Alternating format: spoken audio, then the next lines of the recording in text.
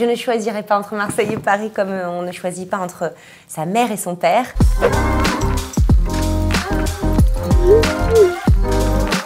Je trouve qu'on a suffisamment de mots dans la langue française pour faire des anglicismes, donc je n'aime pas trop le mot sexy, évidemment. Glamour.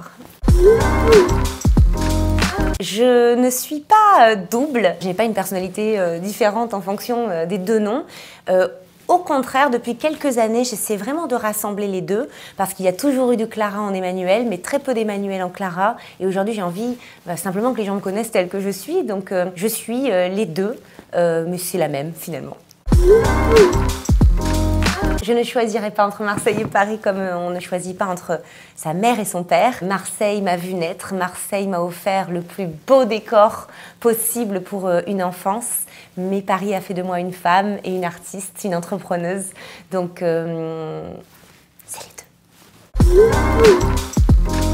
Aix-en-Provence, j'ai choisi cette ville quand je suis revenue dans le sud, après Paris, parce que j'avais vraiment besoin de nature et Aix-en-Provence offre ça, avec le pays aixois surtout. C'est ce que j'avais envie d'offrir à ma fille, c'est pour ça que je ne suis pas restée à Paris, c'est pour elle. Je préfère faire des allers-retours, mais lui offrir une enfance au creux de la nature. Donc là, à l'heure actuelle, c'est Aix-en-Provence. C'est un tout, sans mes débuts dans le charme, alors vous êtes gentil, mais dans le X, qui n'ont duré que 1 an. Voilà, c'est un début qui est pour moi un épiphénomène, dans une carrière de 20 ans. Donc évidemment, les 20 ans contrebalancent avec la première année, mais sans cette première année, rien n'est possible. Donc, on ne peut pas faire de choix, monsieur, tout est lié, vous savez.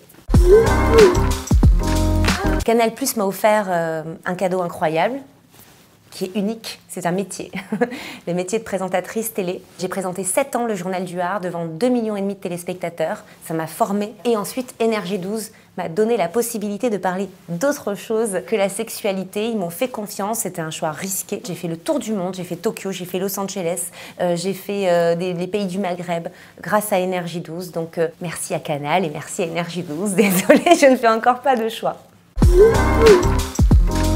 Alors, déclaration, vous remarquerez le petit Clara caché dans le mot déclaration. J'adore le jeu de mots que personne ne comprend envers moi.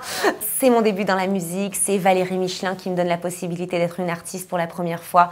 C'est mes premières tournées, c'est mon premier rapport au public. Cet album est incroyable. Et I'm So Excited, c'est quand même bien plus tard, au moins 10 ou 15 ans après, avec un album jazz entouré de 17 musiciens au Palais des Congrès, sous la direction artistique de l'incroyable Gérard Daguerre, qui était le pianiste de Barbara. Donc, disons qu'aujourd'hui, je ressens plus à So Excited. J'aime les regards que tu glisses sur moi.